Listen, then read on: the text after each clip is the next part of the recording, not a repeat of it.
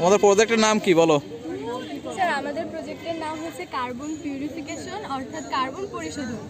তো প্রথমে আমরা এখানে দেখতে পাচ্ছি কিছু গাছ। আমরা জানি গাছ সালোক সংশ্লেষণের মাধ্যমে বায়ু থেকে কার্বন ডাইঅক্সাইড গ্রহণ করে খাদ্য এবং অক্সিজেন তৈরি করছে, এবং যে কার্বন ডাইঅক্সাইডটা তারা গ্রহণ করছে সেটা তাদের মূলে এসে জমা হচ্ছে।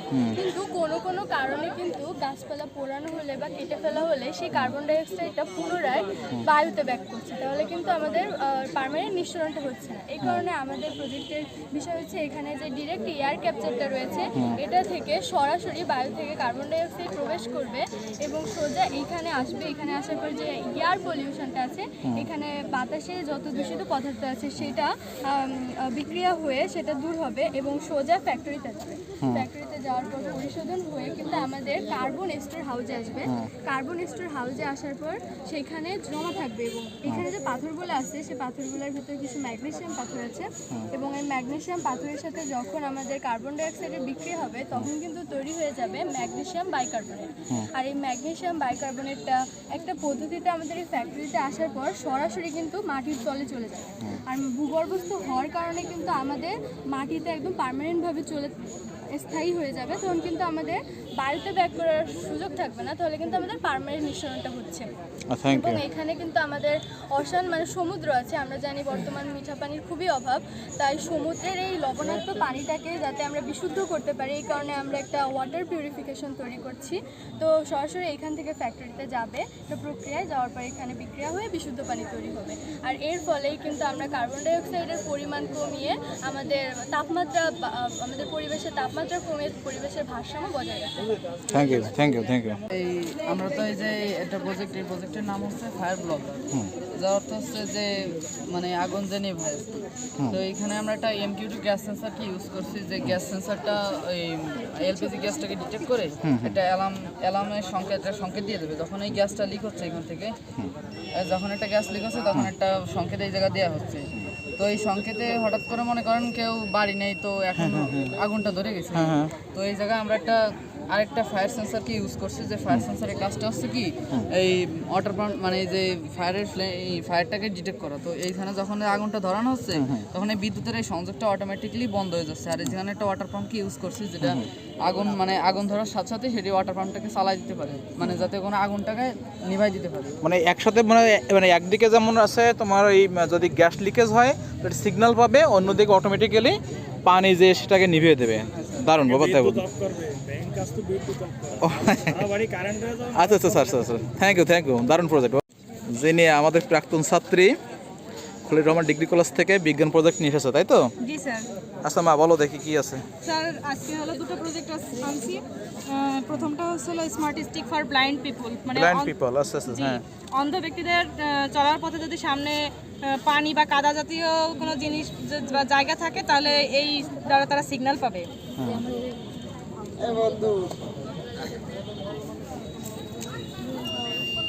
আচ্ছা তার মানে সিগন্যাল পেয়ে তোমার এখানে একটা সিগন্যাল দিচ্ছে, তাই তো? তাহলে সে সামনের দিকে আর যাবে না যে সামনে পানি বা কাদা জাতীয় জিনিস। আচ্ছা আর একটা গ্রিন হাউস মনে হচ্ছে একটা। আমি মুশফিকা। জি স্যার, আপনার অবস্থা কি? হ্যাঁ বাবা বলো। এটা হচ্ছে কন্ট্রোলড এনভায়রনমেন্ট এগ্রিকালচার, হ্যাঁ যেটা আমরা বাংলা জানি গ্রিন হাউস। হ্যাঁ তো এটার উপকারিতা আমাদের আধুনিক কৃষির ক্ষেত্রে খুবই প্রয়োজনীয়, যেহেতু আমরা সবাই শাকসবজি ফলমূল খেয়ে থাকি, সেহেতু আমাদের এটা পরিষ্কার পরিচ্ছন্ন জিনিসটা খুবই প্রয়োজন। সেহেতু এটা যত আমরা আপনার ভালো তৈরি করতে পারবো ততই স্বাস্থ্যের জন্য ভালো। তো সেহেতু গ্রিন হাউস দিয়ে যদি এটা আমরা করি, উদ্ভিদের চাষ করি, তাহলে আমরা কম জায়গায় অধিক ফলন পাবো। থ্যাংক ইউ বাবা। এবং কৃষকরা কম সময়ে অধিক লাভবান হতে পারবে। Thank you. মেলা উপস্থিত হচ্ছি। আমরা এখানে একটা প্রজেক্ট নিয়ে হাজির হয়েছি। আমাদের প্রজেক্টের নাম হলো অ্যাসিড বৃষ্টির কারণে ক্ষতিকর প্রভাব। অ্যাসিড বৃষ্টি, হ্যাঁ, মানুষের সৃষ্টির কারণে এবং বিভিন্ন যানবাহন চলাচলের কারণে সালফার ডাইঅক্সাইড এবং নাইট্রোজেন ডাইঅক্সাইড উৎপন্ন হয় এবং আমাদের বাড়ির আশেপাশে থাকা কলকারখানা থেকে কার্বন মনোক্সাইড উৎপন্ন হয়। এই সকল গ্যাস বাতাসের অক্সিজেনের সঙ্গে বিক্রিয়া করে সালফার ডাইঅক্সাইড এবং নাইট্রোজেন ডাইঅক্সাইড উৎপন্ন করে এই সালফার ডাইঅক্সাইড এবং নাইট্রোজেন। বাবা একটু ব্যাখ্যা করো। হ্যাঁ আসসালামু আলাইকুম, আমি অরিজিৎ মোল্লাকার। আমি সরকারি ওয়াজেদ মেমোরিয়াল মডেল মাধ্যমিক বিদ্যালয় অষ্টম শ্রেণীর একজন শিক্ষার্থী। আজ আমি তোমাদের সামনে এসেছি জুনিয়র গ্রুপের পক্ষ থেকে। আপনাদের সামনে যে প্রজেক্টটি আমি উপস্থাপন করছি, এটা হচ্ছে মূলত পরিবেশের উপর ভিত্তি করে তৈরি করা হয়েছে, যেটির আমরা নাম দিয়েছি যে পরিবেশ প্রহরী।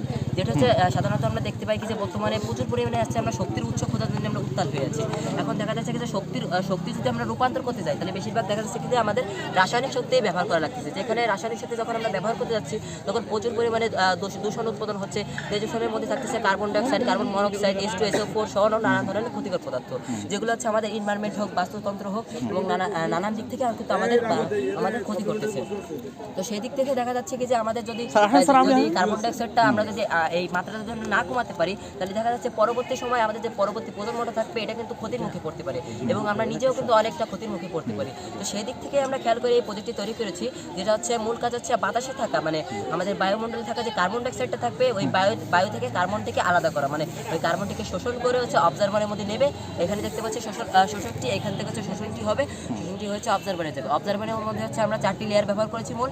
এটা হচ্ছে কার্বন, অ্যানোড, ক্যাথোড এবং হচ্ছে খনিজ লবণ, যেটা হচ্ছে এর ভিতরে থাকা হচ্ছে যে কার্বনের কণাগুলো আছে, এটা হচ্ছে অ্যাবজর্ব শোষণ করে নেবে এবং যে মানে বিশুদ্ধ বায়ুটা আছে, ওই বিশুদ্ধ বায়ুটা হচ্ছে আমাদের বায়ুমণ্ডলে নির্গমন করে দেবে, যেটা হচ্ছে দেখা যাচ্ছে কি আমার পরবর্তী প্রজন্মের জন্য খুব ভালো সুফল টেকে। থ্যাংক ইউ বাবা, থ্যাংক ইউ, মারাত্মক প্রজেক্ট, ধন্যবাদ। আসসালামু আলাইকুম, আমরা চট্টগ্রাম মাধ্যমিক বিদ্যালয় থেকে বলতেছি এবং আমার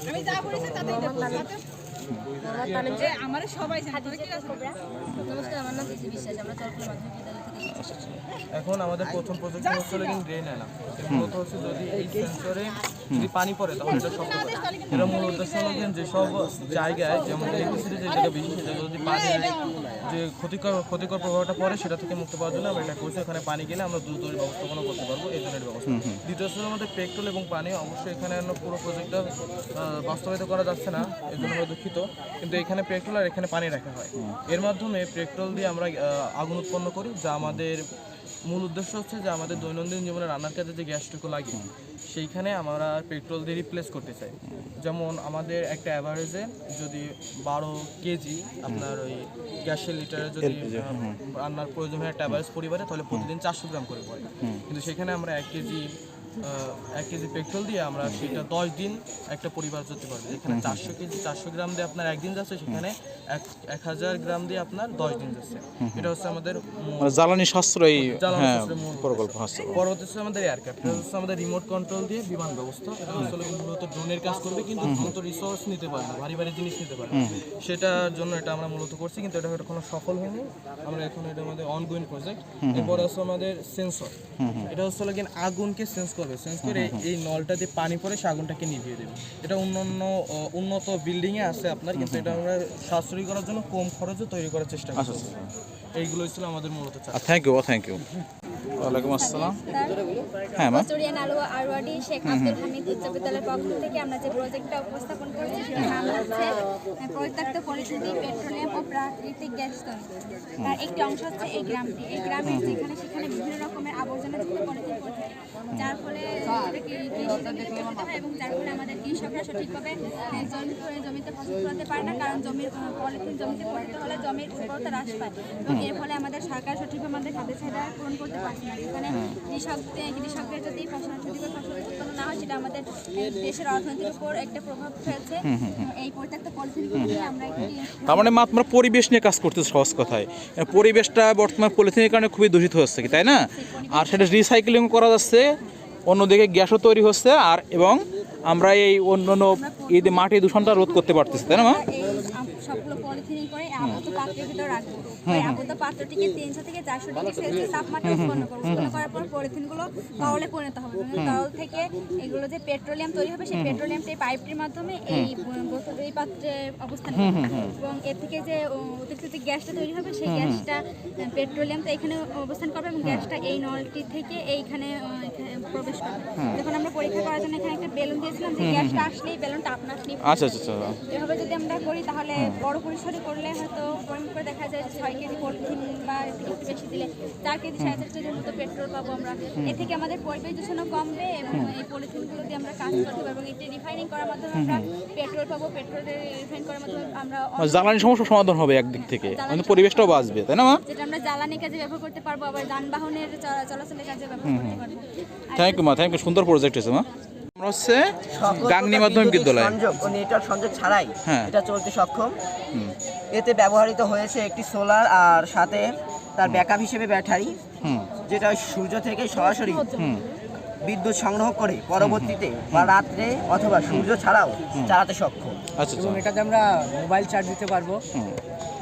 মানে তোমাদের মূলত এই পদক্ষেপ গ্রহণ করার আমাদের সবচেয়ে কারণ বাংলাদেশ হলো দুর্যোগজনিত একটা রাষ্ট্র, যেখানে ঝড় বন্যা সবসময় লেগেই থাকে। অনেক সময় ঝড় বা বন্যার কারণে উপকূলীয় এলাকায় খবর পৌঁছাতে অনেক দেরি হয়ে যায়। আমরা যেখানকার বিদ্যুৎ ও নেটওয়ার্ক সংযোগ থাকে না বলেই চলে, তখন আমরা সেখানকার এই লোকেদের ভিতর এটা বিতরণ করার মাধ্যমে সেখানকার সেই কোয়ালিফিকেশন তাছাড়া তোমাদের যে টেকনোলজিটা আবিষ্কার করছে বাবা, তাহলে এটা তো বড় পরিসরে করলে তো এটাতে কারেন্ট সাপ্লাইও দেওয়া যেতে পারে নাকি? যে তোমার স্টোরেজ আছে, ব্যাটারি স্টোরেজ আছে নাকি? তাহলে যখন কারেন্ট থাকবে না তখন তো তাহলে আমরা এখান থেকে বড় ব্যাটারি যদি সেট করে নিতে পারি তাহলে তো কারেন্ট থাকতে পারে। থ্যাংক ইউ বাবা, ফাইন।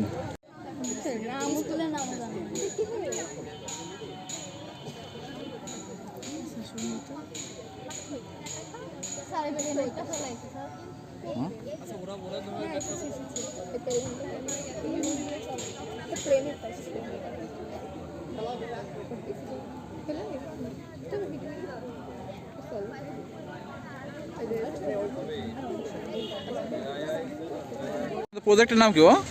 আমাদের প্রজেক্টের নাম ভূমিকম্প অ্যালার্ম। ভূমিকম্প অ্যালার্ম, তার মানে কি আমরা ভূমিকম্পের সময় কোনো একটা সংকেত পাবো নাকি? থ্যাংক ইউ, খুব সুন্দর প্রজেক্ট বাবা। তাহলে তুমি ব্যাখ্যা করো সুন্দর করে কিভাবে কি করলে।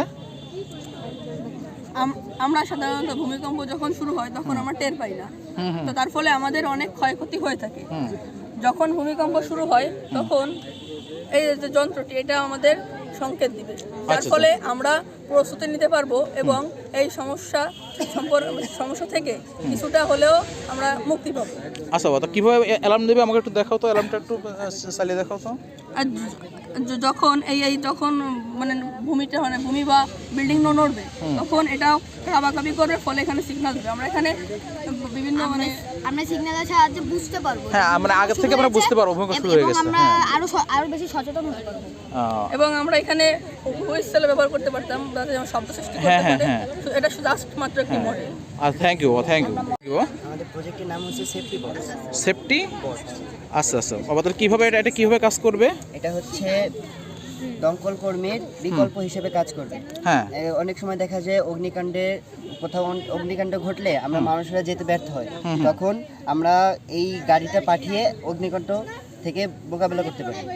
আচ্ছা আচ্ছা, এটা হচ্ছে এবং এর মধ্যে কিছু বৈশিষ্ট্য আছে, আমরা এটা নিজেরাও কন্ট্রোল করে নিয়ে যেতে পারবো। আর যদি কোনোভাবে আমাদের কাছ থেকে কন্ট্রোল থেকে বেরিয়ে যায়, সে নিজে সামনে যদি কোনো বাধা আসে, সে বাধাকে অতিক্রম করে নিজেকে হেফাজত করে মানে অটোমেটিক্যালি সে কাজ করতে পারবে। এটা হচ্ছে পুরোটা একটা রোবোটিক সিস্টেম। আচ্ছা বাবা, থ্যাংক ইউ, সুন্দর হয়েছে।